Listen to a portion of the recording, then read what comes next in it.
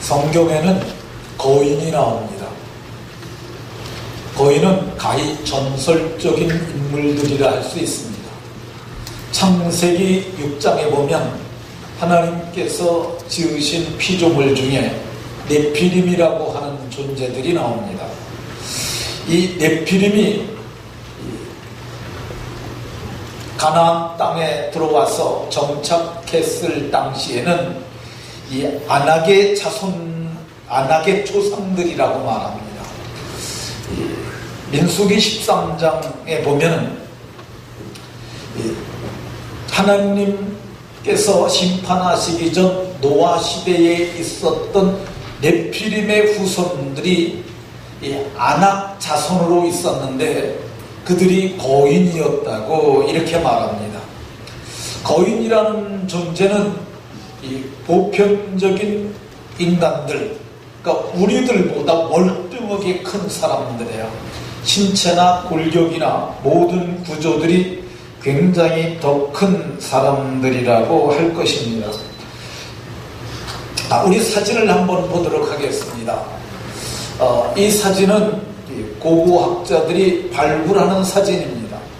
이 사진을 보면은 두개골이 굉장히 큰 것 볼 수 있어요. 그리고 다리뼈로 예상되는 그런 것들이 이게 사람 몸 길이만큼, 앉은 길이만큼 되는 걸 볼 수 있습니다. 다음 사진도 한번 보여주세요. 저거는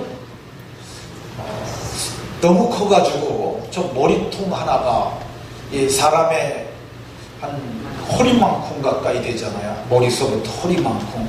그러니까 한 70cm 가까이 되는 것 같아요. 사람이 보통 이게 여기서 여기까지가 20cm라고 그러면 이거의 3배 정도 된다고 볼 수 있잖아요.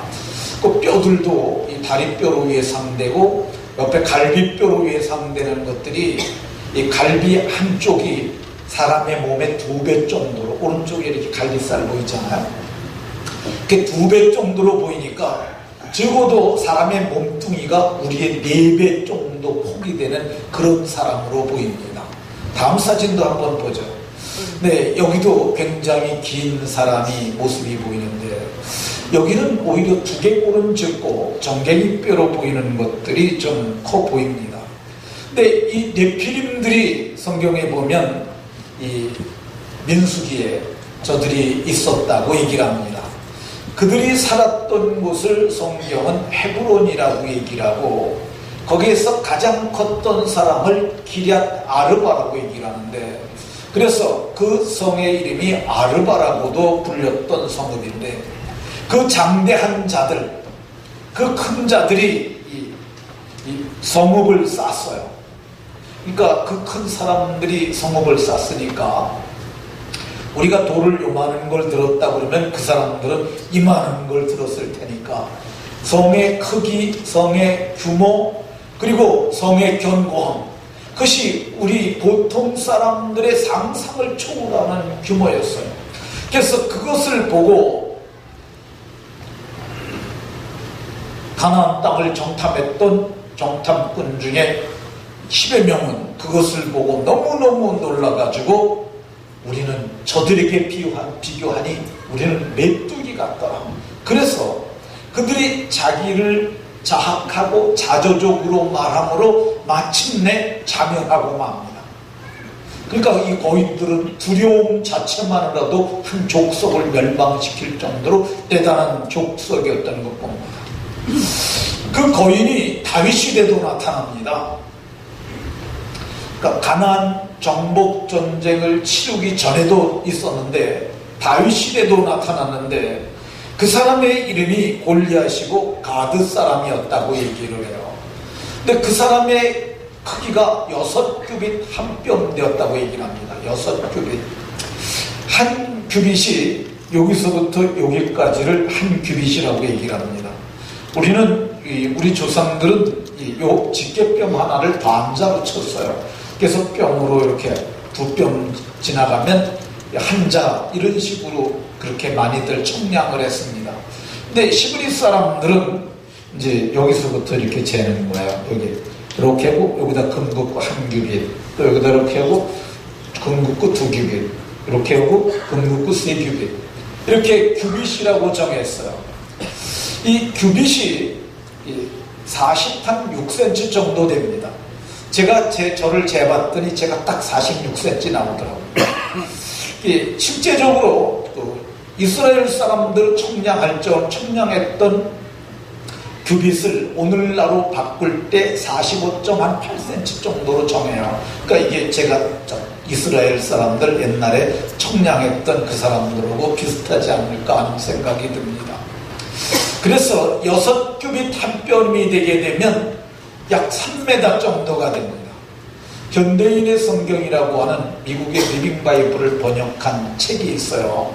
그 책에서는 블레셋 장군으로 키가 거의 3m나 되는, 이 3m는 아니고 3m가 3m나 되는, 3m 정도 됐다고 얘기를 해요. 실제로 46cm 곱하기 6을 하고 이 한 뼘, 6규빗 한 뼘이니까 한 뼘을 20cm로 치게 되면 이게 22cm 정도 되거든요, 보통. 근데 그러면은 이 496cm, 22cm로 치게 되면 298cm 정도 됩니다. 그러니까 이 298cm면 위로만 긴 게 아니라 옆으로도 퍼졌으니까 굉장히 장대한 사람이었습니다. 이 장대했던 이 골리앗이 이스라엘 백성들 앞에 나타나서 위협을 하니까 저들이 도망가서 모두가 숨게 되었고, 그래서 그들이 아주 지리멸멸하기를 40일 동안 했다고 합니다. 40일 동안 이스라엘을 모욕했다고 얘기를 해요. 그러니까 거인들은 이스라엘 사람들에게는 두려운 존재요, 당할 수 없는, 정말 이길 수 없는 그런 존재들이었습니다.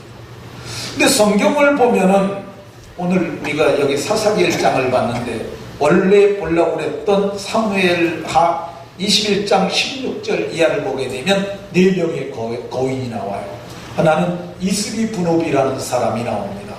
근데 이 사람은 다윗과 싸우다가 다윗이 힘이 빠져서 지쳐가니까 아비새라는 사람이 와서 다윗을 도와서 철을 쳐 죽입니다.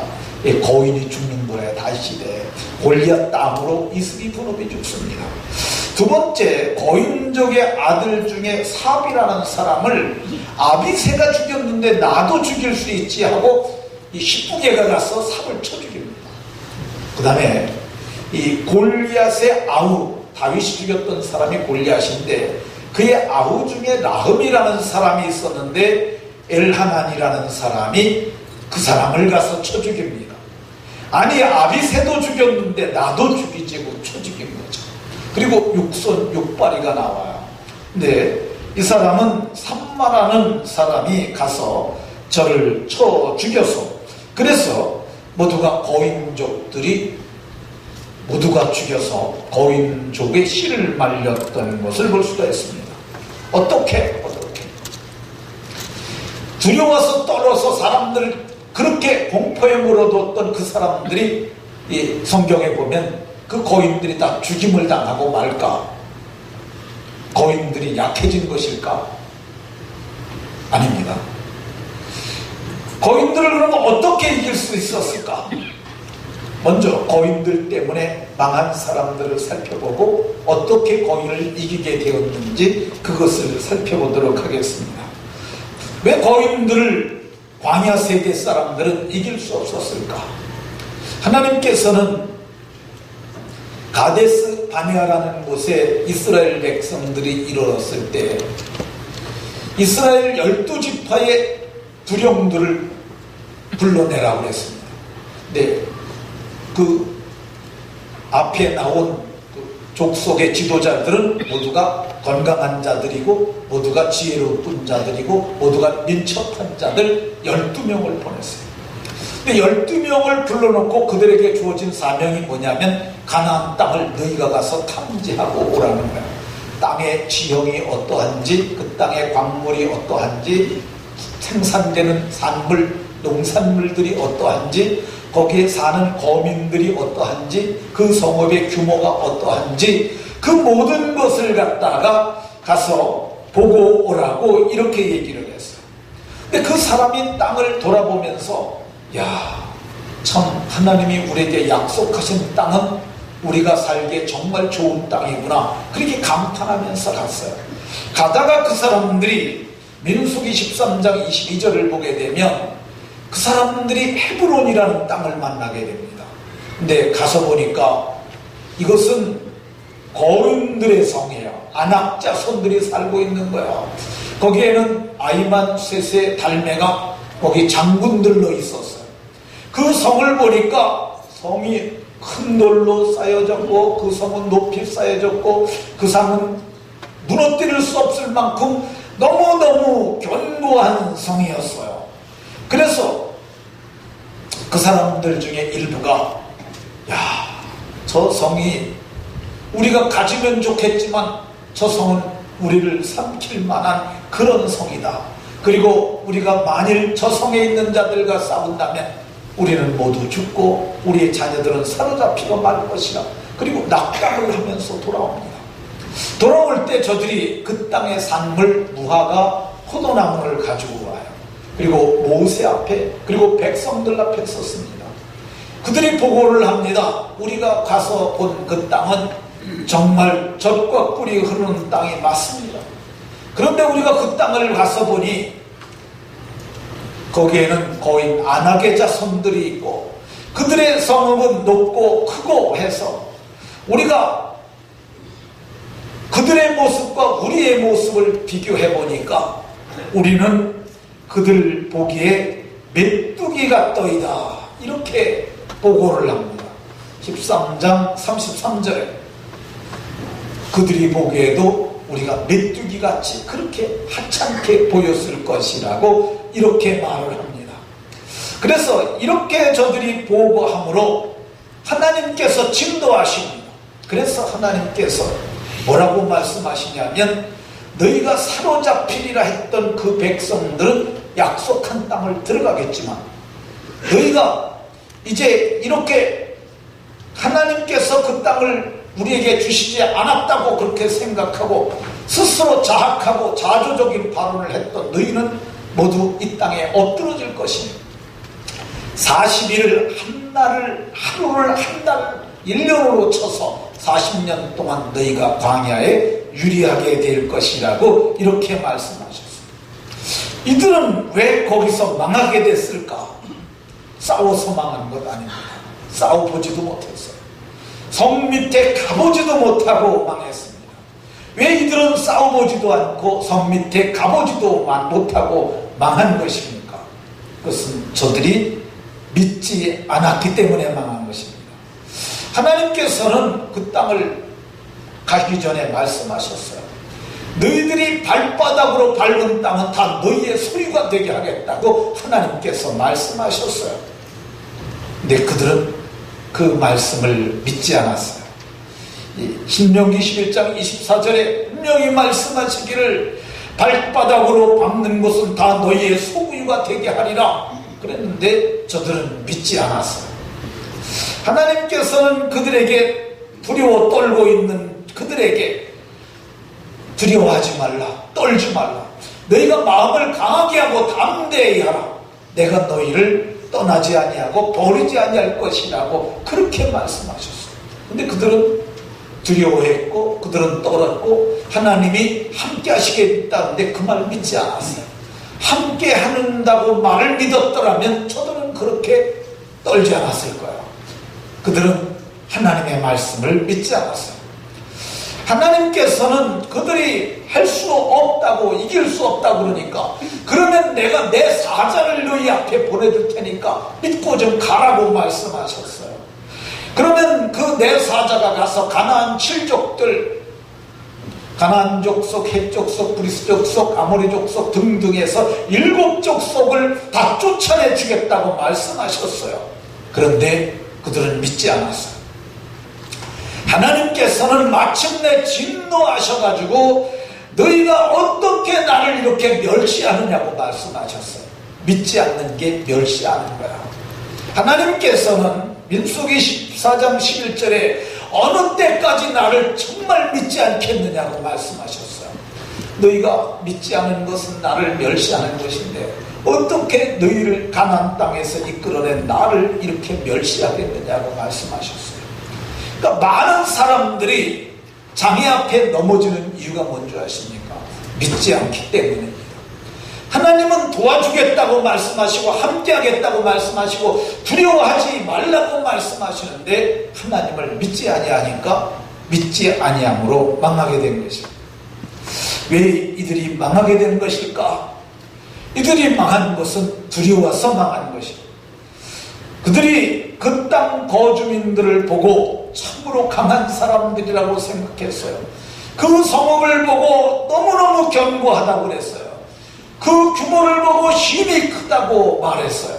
그러면서 저들은 네피림의 후손들인데 어찌 우리가 저들을 당할 수 있겠는가?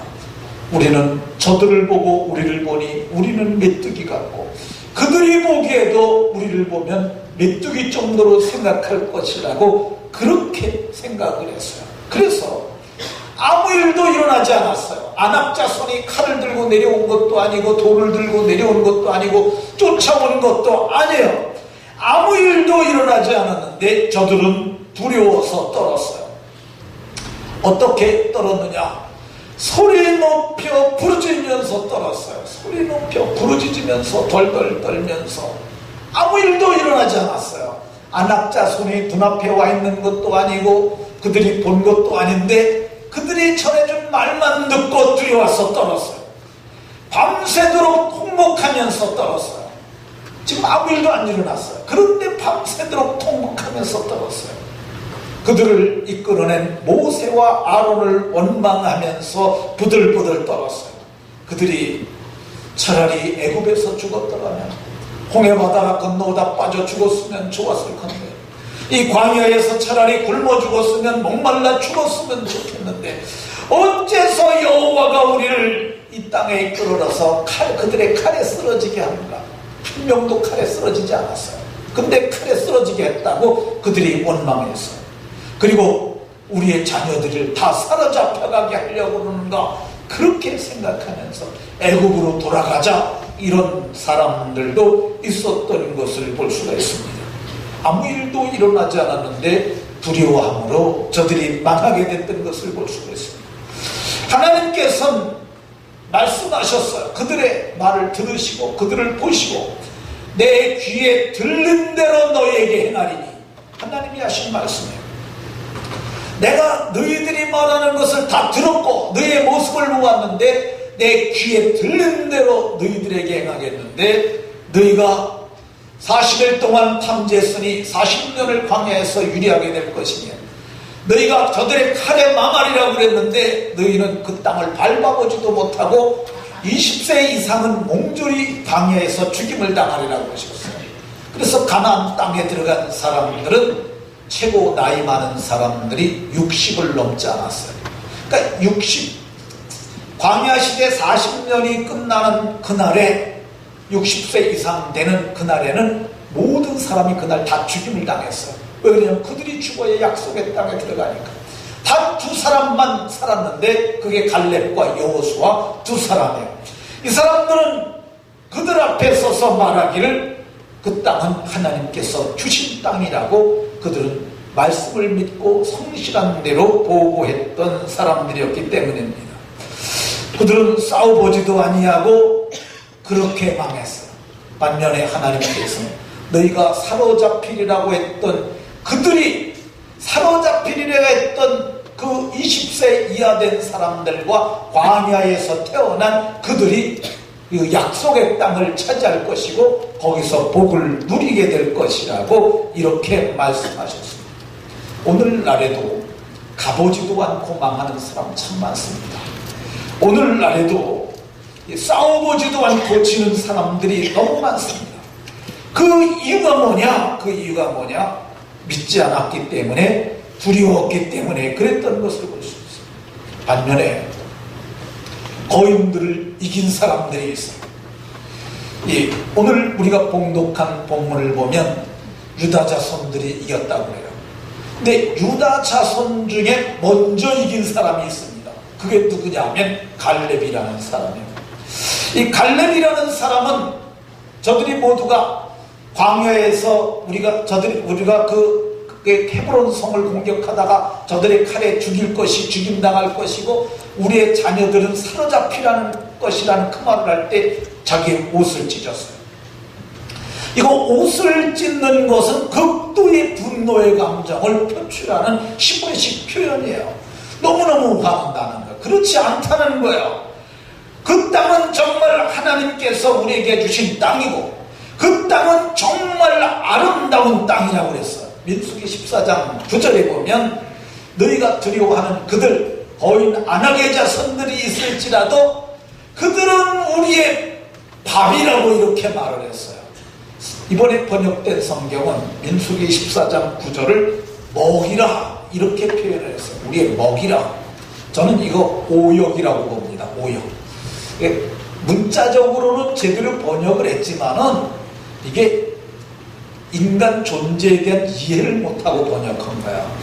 어떻게 번역하신 분이 저렇게 무식하게 했고 번역을 감수하신 분들은 그렇게 했는지 저는 그게 잘 이해가 안 가요. 우리의 먹이라 그러면은 사람이 먹는 음식을 먹이라고 그럽니까? 식물이라고 그럽니까? 짐승이 먹는 걸 밥이라고 그럽니까? 짐승이 먹는 걸 먹이라고 그럽니까? 뭐라고 그럽니까? 잘 이해가 안 가서 제가 표현을 잘못한 것 같아요. 다시 하겠습니다. 짐승들이 먹는 걸 먹이라고 그래요? 아니라고 그래요? 먹이라고 그래요. 짐승들이 먹는 걸 먹이라고 그래요. 지금 우리라고 불리는 사람들은 가나안 정복을 꿈꾸이는 사람들인데 그들을 지금 번역한 사람을 짐승으로 본 거야. 이거 번역 잘못한 거야.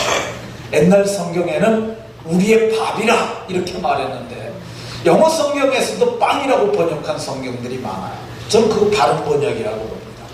어떻게 우리가 짐승입니까? 그걸 먹이라고 얘기를 합니까? 그거는 아주 잘못 표현한 방법이죠. 문자적으로는 맞지만 의미상으로는 맞지 않는 번역을 한 거예요.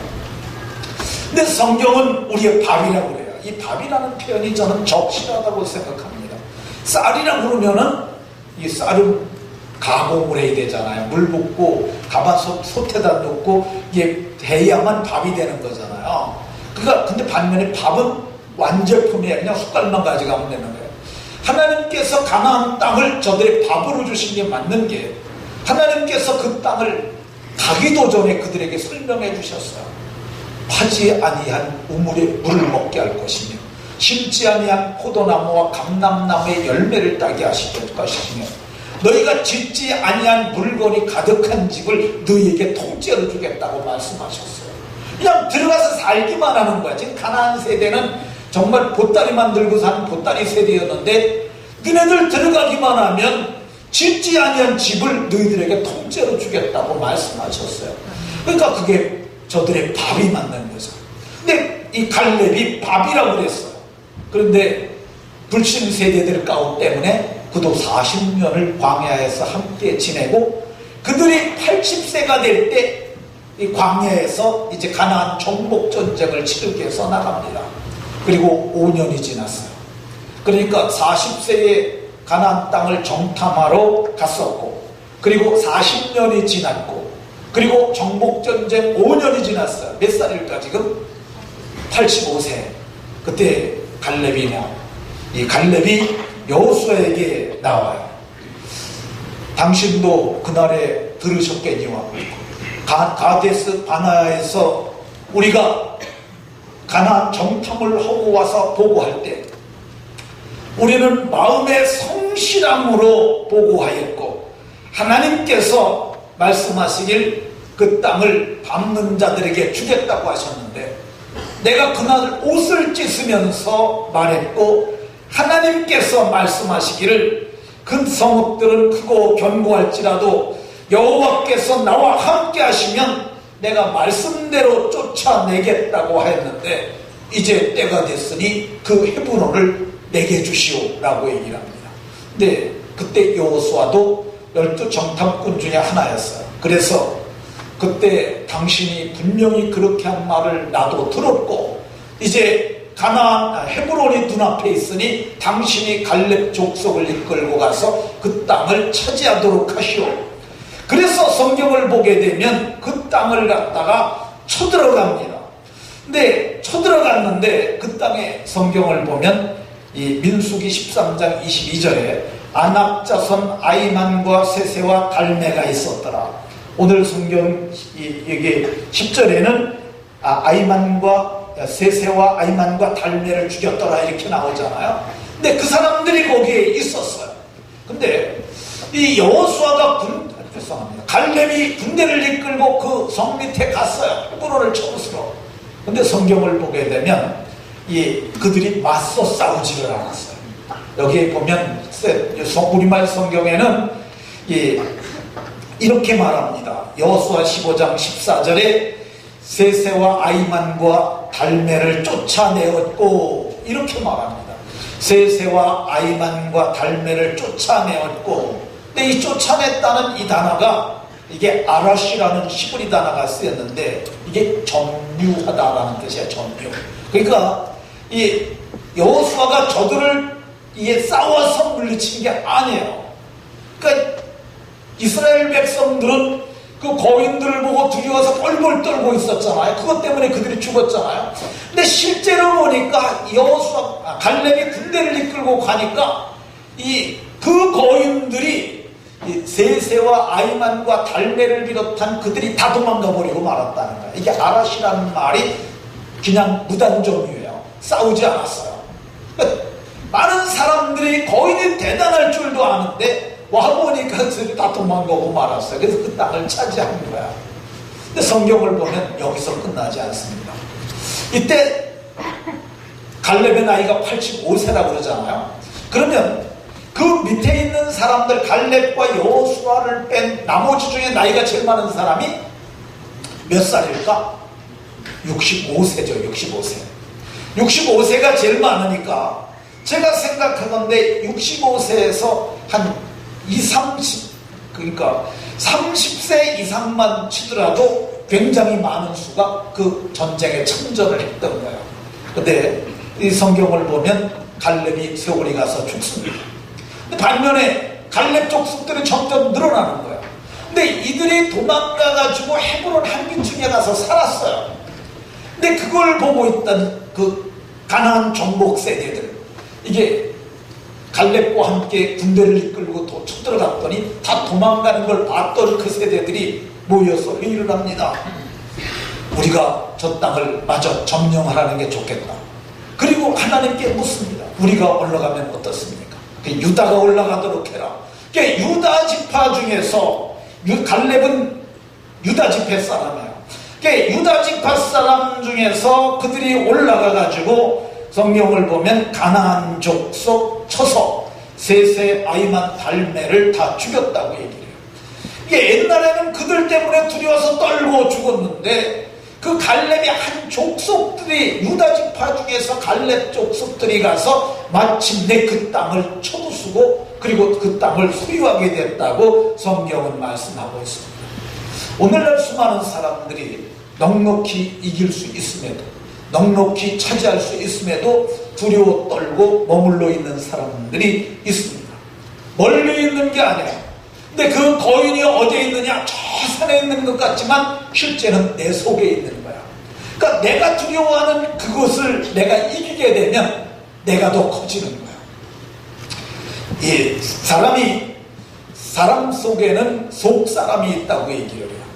성경은 이 속사람이 더 커지게 되면, 속사람이 두려워하는 대상보다 더 크게 되면 내 속에 잠자는, 내 속에 있는 그 거인을 잠깨워서 더 큰 존재로 만들게 되면 능히 이길 수 있음을 말씀하고 있습니다.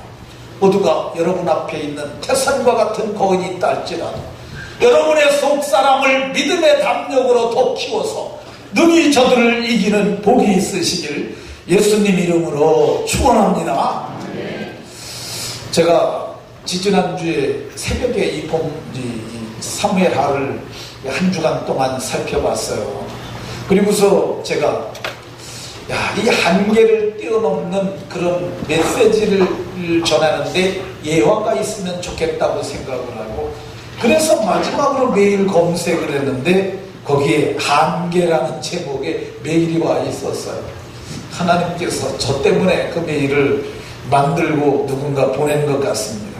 근데 거기 보면 이 바실리 알렉세이프라는 사람 얘기가 1970년대의 역도 선수였습니다.